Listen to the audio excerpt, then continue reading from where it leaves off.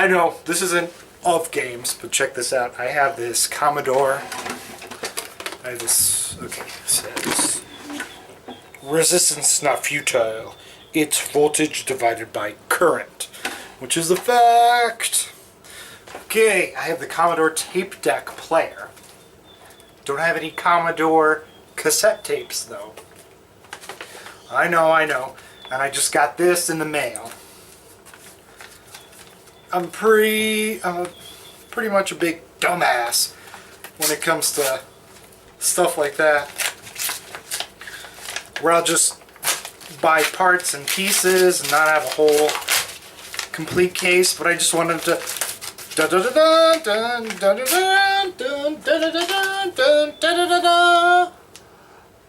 my first Commodore 64 floppy disk.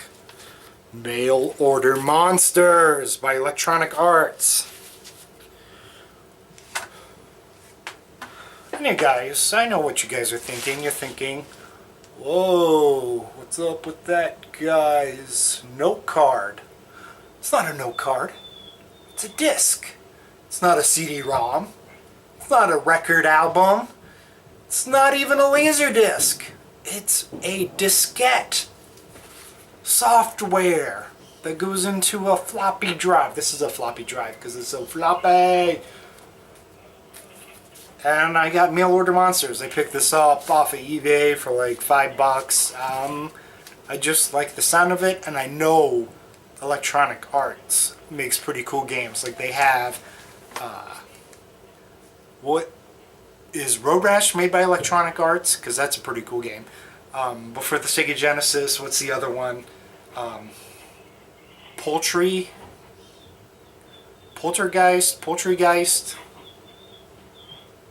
A Haunting. So, crap, I can't remember. Oh, look, it even has its sleeve. No notes, just how to take care of it, what not to do. Thank you guys very much for just watching me unbox this. I wish I could show you what the game looked like. Wait, give me a second. Let me go check it out. So here's the cassette deck I got. Person, I think I got it for like $15. Person said it's got like burnt marks. I don't know if the guy was soldering who had this originally. Here's the ground cable and the connection for the Commodore 64, and how you keep track of it. A little counter reset switch. That's how you know which byte you're on. Bit. Yes. Buttons seem to work. It ejects. I haven't been able to test it out because I don't have a system or a cassette. So Mail Order Monsters was made in 1985. You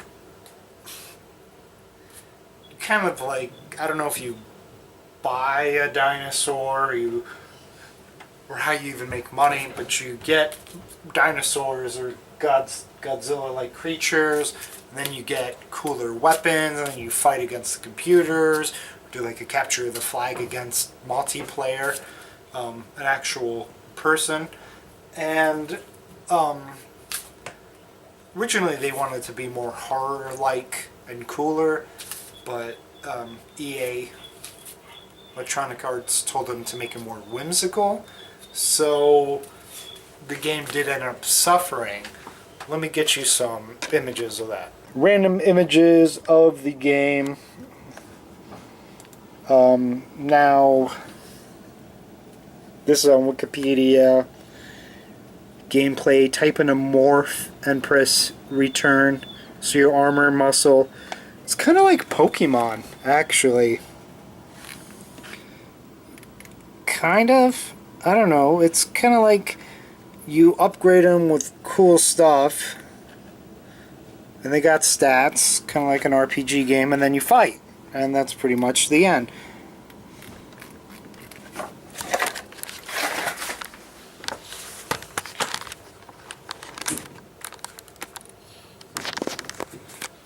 So thanks for hanging out with me while I unbox this game, and hopefully I can show you a lot more. I didn't really understand computers when I was younger.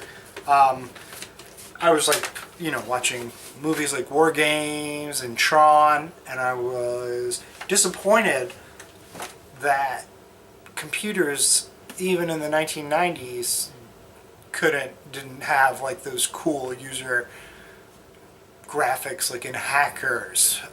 They didn't have that kind of high quality. So I don't know, I guess I kind of fell for fantasy and thought that was reality. So when I got like an Apple II, I was kind of like, wow, what is this? From like 40 years ago? Because it's not even real color.